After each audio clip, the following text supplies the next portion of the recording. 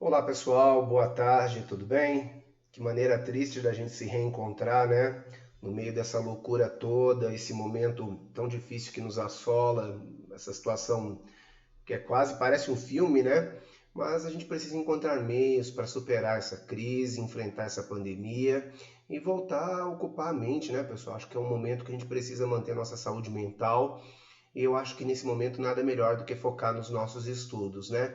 Para ficar o mais perto da realidade possível, eu coloquei até o crachazinho, ó, para poder ficar perto da sala de aula. Pessoal, vamos dar uma relembrada aqui na nossa última aula, quando tratamos da análise vertical e horizontal. Então, aqui no material, isso aí foi disponibilizado para vocês em sala de aula, foi nossa última aula, né? Nós verificamos que a análise vertical, né? Conforme vocês podem ter aqui, então nós temos aqui um balanço, uma parte do balanço, né? Que é nas contas básicas do ativo, esse aqui é um balanço para fins didáticos, né? Então, a análise vertical, ela mostrava o quê? Ela mostrava a composição das contas, né? Ela mostrava como tinha sido feito, né? Toda a parte aqui, né? De como essas contas estavam compostas. Então a gente tem aqui o total do ativo, ok? E aí nós vamos pegar cada uma das rúbricas, né? Cada uma das contas e verificar a porcentagem delas, percentualmente, qual que era a composição, né?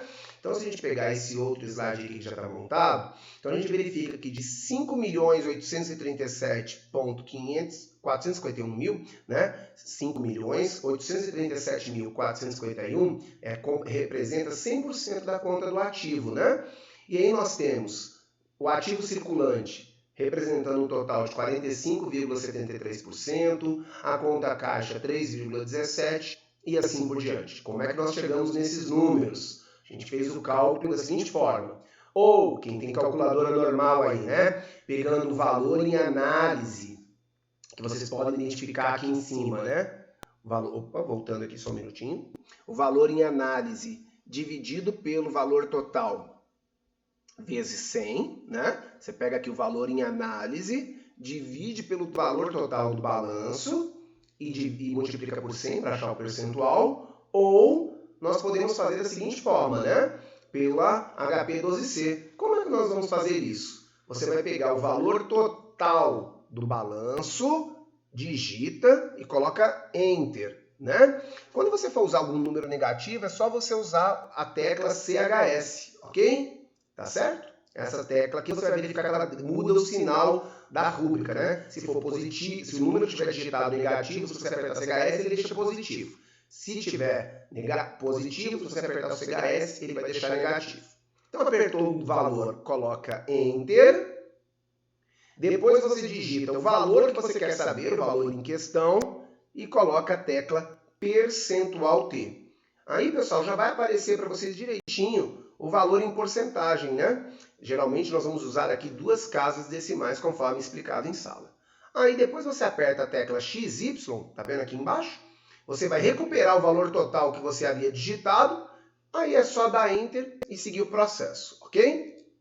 Agora, quando, né, a gente estiver falando da análise horizontal, né, o que a horizontal faz? Se a vertical ela verifica a composição ano por ano, né, das contas, a análise horizontal ela vai mostrar linha por linha aqui qual que foi a evolução ou a regressão das contas. Então, geralmente, né, ela vai mostrar se uma conta aumentou percentualmente, diminuiu, qual que foi o percentual desse crescimento ou foi o percentual dessa redução, ok?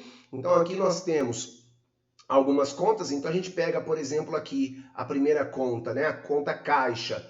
A gente verifica o quê? Em 2010, ela representava 185.038. Em 2011, ela representava 114 mil. Então aqui já claramente nós percebemos o quê, né, pessoal? Que houve uma diminuição da conta. Quantos por cento que reduziu? Então a gente faz a análise horizontal e verifica que a redução foi de 38,13%. Como é que nós fazemos essa conta? Temos duas formas também. Ou a gente pega o valor em análise, divide pelo valor anterior vezes 100 e depois subtrai 100, só para a gente saber só quanto que foi o crescimento específico, né?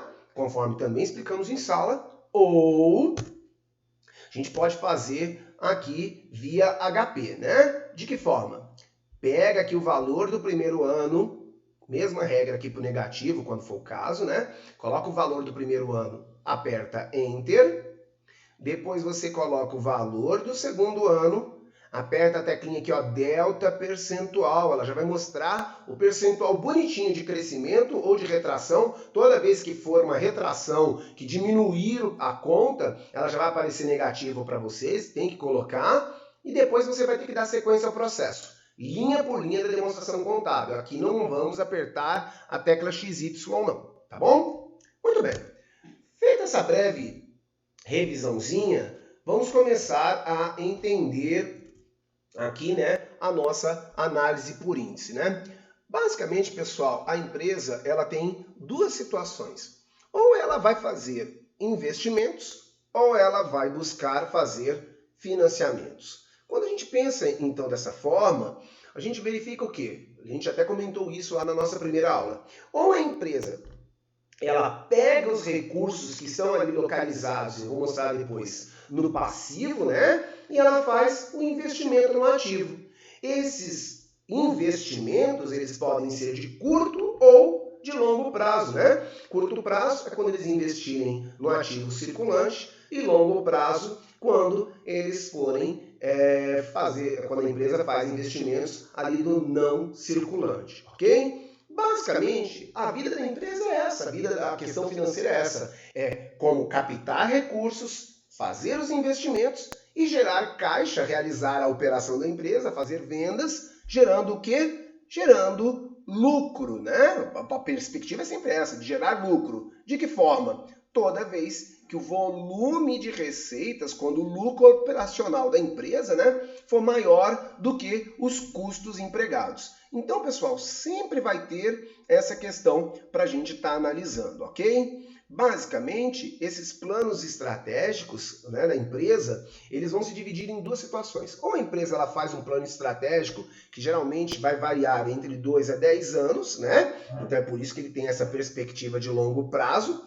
Então a empresa ela planeja, ela vislumbra lá na frente como é que ela vai estar. Ela planeja como ela pretende encontrar-se depois desse espaço de tempo. Então ela faz toda a peça orçamentária com base nas projeções de operações que ela for resultar, né, de compra e venda. Então ela projeta essas demonstrações para esse espaço de tempo de modo estratégico no longo prazo. Todavia, ela em nenhum momento vai esperar decorrer todo esse tempo para verificar se foi tudo certo ou se foi tudo errado. Então, a empresa ela estabelece metas de curto prazo, ações de curto prazo, para que ela possa estar fazendo o que, pessoal? A verificação se tudo está indo bem ou tudo está indo mal. Então, basicamente, a gente planeja no longo prazo, mas estipula metas de curto prazo para verificar se os objetivos estão ou não sendo alcançados, ok? A gente vai verificar aqui essa primeira figura, depois disso eu vou interromper essa primeira aula, você deve ir lá de novo no meu canal para ver o vídeo número 2, ok? Mas antes da gente fazer essa interrupção, vamos entender bem essa figurinha aqui, porque ela mostra bem aquilo que nós falamos em sala de aula, né? Então, do lado, né, aqui nós temos as fontes dos recursos, né? São as decisões de financiamento. Onde que a empresa vai captar esses recursos? Ela vai captar recursos próprios? Ela vai captar recursos de terceiros? Ela vai buscar dinheiro em banco? Ela vai buscar fazer um trabalho junto a fornecedores? Ou ela vai pegar dinheiro dos acionistas, né? Ela vai fazer oferta de capital? Os sócios vão fazer, né, vão fazer novos acréscimos ali no balanço patrimonial, no capital social. O que a empresa vai fazer? Feito essa decisão de financiamento, como a empresa vai financiar suas operações, esses recursos captados, eles são aplicados lá no nosso ativo, né? A empresa vai decidir como ela vai aplicar esses recursos, ou de curto ou de longo prazo. Esses recursos aplicados, obviamente, eles vão gerar o quê? Eles vão gerar produtos, eles vão gerar operações que são o próprio recurso do próprio negócio, né? Esses recursos né, que vão ser gerados pelo negócio, depois quando dá lucro, quando dá venda, quando a empresa faz caixa para as operações, parte desses recursos eles podem ser reinvestidos, parte eles são utilizados para pagar juros das dívidas e os dividendos para os acionistas, e parte são convertidos em impostos aos quais vão para os cofres públicos, para o governo, né? Então, diante disso, foi aquilo que eu expliquei na sala para vocês e eu volto aqui no nosso próximo vídeo. O passivo, ele representa, né, o passivo e o PL, ele representa a origem dos recursos nas organizações. E o patrimônio líquido também representa a origem, né? Só que é diferente. Se o passivo o passivo circulante e o passivo não circulante, né? Se os dois passivos aqui representam o capital de terceiros, o patrimônio líquido vai representar o capital próprio. E essa aqui é uma definição importantíssima que a gente não pode ter em mente. Então aqui a origem dos recursos, né? Aqui de curto prazo, esses dois de longo prazo, e eles vão ser o quê? Eles vão ser lançados, investidos aqui no nosso ativo, né? É onde que esse dinheiro vai ser aplicado. Essa aplicação pode ser no curto prazo, na conta caixa, ou ela pode ser uma aplicação no não circulante de longo prazo, ok? Que aí pode ser feito tanto em investimentos, imobilizado, né? Ou no próprio intangível, conforme nós explicamos em sala. São características diferentes de conta, ok?